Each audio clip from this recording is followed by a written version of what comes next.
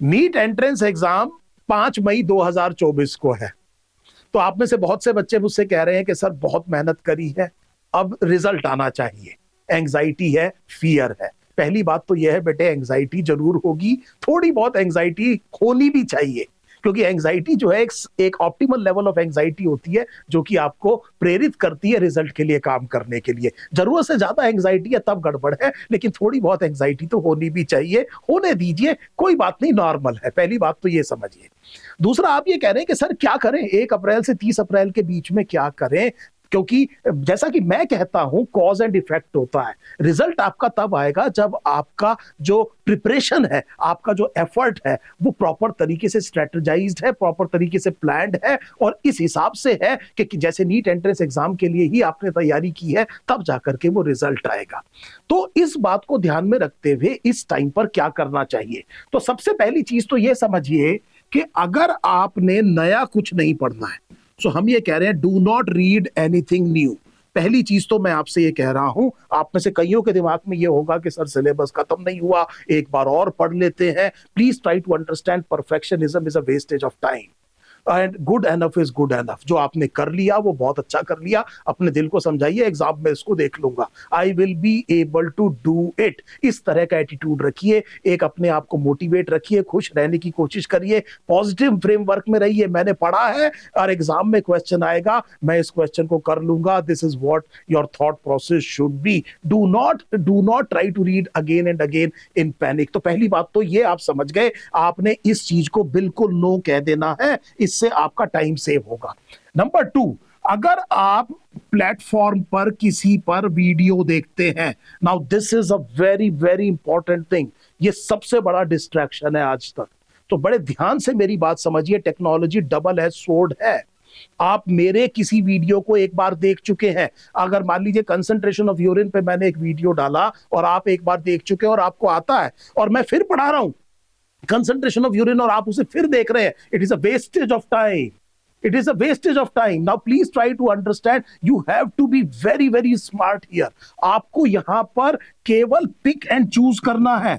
आपको केवल और केवल उन्हीं वीडियोस को देखना है जो आपको लगता है इंपैक्टफुल है, जो आपको लगता है आपको नहीं आते, आपको ये लगता है लेकिन यहां से क्वेश्चन भी आ सकता है, केवल उन्हीं वीडियो को आपने देखना है। और वो भी अगर हो सके तो 1.25 या 1.5 स्पीड पर देखिए। यहां पर अननेसेसरी टाइम नहीं आपने करना है। अब जो आगे सिलेक्शन, आगे आने वाली दुनिया में जो लोग सक्सेसफुल होने जा रहे हैं, उनमें एक बहुत बड़ा रीजन ये रहेगा कि कौन अपने आप को यहां सोशल मीडिया पे डिसिप्लिन कर सकता है। ये एक इंपॉर्टेंट पॉइंट मैंने आपको बताया।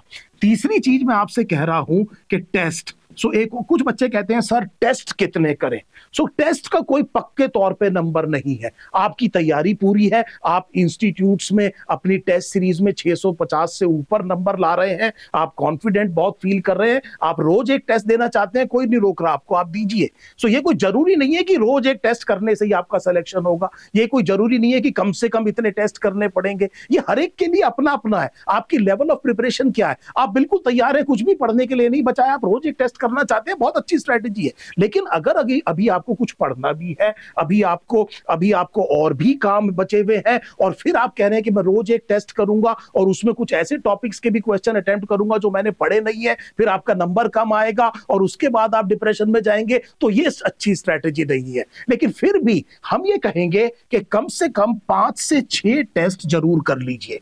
इस अप्रैल टाइम में अगर आप कम से कम मेरे से नंबर पूछेंगे तो 5 से 6 टेस्ट जरूर कर लीजिए। This is a very very important thing. Mind you, ये नंबर 30 तक भी जा सकता है, ये डिपेंड करता है आप कितना कॉन्फिडेंट कर रहे हैं, अपने आप को फील कर रहे हैं। लेकिन just for the sake of doing test, कि केवल टेस्ट करने चाहिए इस वजह से आप जबरदस्ती टेस्ट करे जा रहे हैं, वो एक खराब स्ट्रेटजी है, और वो बेटे नुकसान कर सकती है बजाय फायदा करने के। शर्त ये है कि ये जो टेस्ट हैं ये रेलेवेंट होने चाहिए।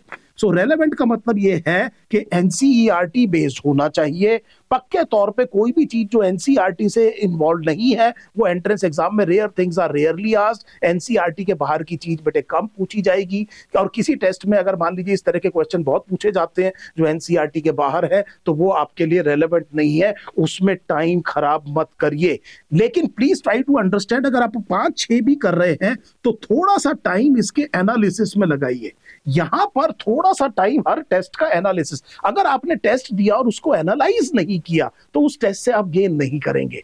आपको ये नहीं समझ में आएगा कि आपकी स्ट्रेंथ क्या है, आपकी वीकनेस क्या है, अपॉर्चुनिटी क्या है, थ्रेट क्या है, ये चीजें आप एनालाइज नहीं कर पाएंगे। तो टेस्ट, इसीलिए मैंने आपसे कहा केवल उतने टेस्ट दीजिए जिनको आप प्रॉपरली एनालाइज करके इंप्लीमेंट कर सके। एक्चुअली आखिरी में सब चीजें प्लानिंग के बाद में जो एक्शन होता है वहां पर सिलेक्शन है। अल्टीमेटली आप खूब प्लान करिए, एक्ट नहीं करिए, कोई फायदा नहीं है। इसे प्लानिंग पैरालिसिस कहते हैं, बेकार का काम हो जाएगा और टाइम खराब हो जाएगा। मुझे उम्मीद है ये बात समझ में आ गई। इसके बाद में मान लीजिए आप एमसीक्यू प्रैक्टिस करना चाहते हैं। अगर आप एमसीक्यू प्रैक्टिस करना चाहते हैं तो 2 तरह के एमसीक्यूज हैं। PYQs is a good strategy, आप कर सकते हैं, लेकिन वो क्वेश्चन जो आप ऑलरेडी कर चुके हैं प्लीज बार बार उसको मत करिए। आरबीसी का लाइफ स्पैन कितना है आपको आता है, 120 दिन है, क्यों उसको 15 बार रिवाइज कर रहे हैं? It is a wastage of time. हम लोगों की आदत है कि हम अपने कंफर्ट जोन में जाकर के बार बार उसी काम को करते हैं, बार बार उसी काम को करते हैं, क्योंकि हमें उसमें ऐसा लगता है हम कर पा रहे हैं और हमारा कंफर्ट जोन आ जाता है, लेकिन कंफर्ट जोन में ग्रोथ नहीं होती। So please try to understand, यहां पर आपको अपने आप को बहुत डिसिप्लिन करना है। आपने बहुत सारे पीवाईक्यू कर चुके होंगे और आप फिर, मैंने आपसे कहा, जो भी करें वो बेसिकली रेलेवेंट होगा। इसके अलावा एक बहुत इंपॉर्टेंट स्ट्रेटजी ये है कि अपनी हेल्थ का बहुत ध्यान रखिए। सो बेसिकली हम ये कह रहे हैं कि अपनी हेल्थ का ध्यान रखिए, क्योंकि ये वो डेंजर है जिसको आपने ध्यान रखना है।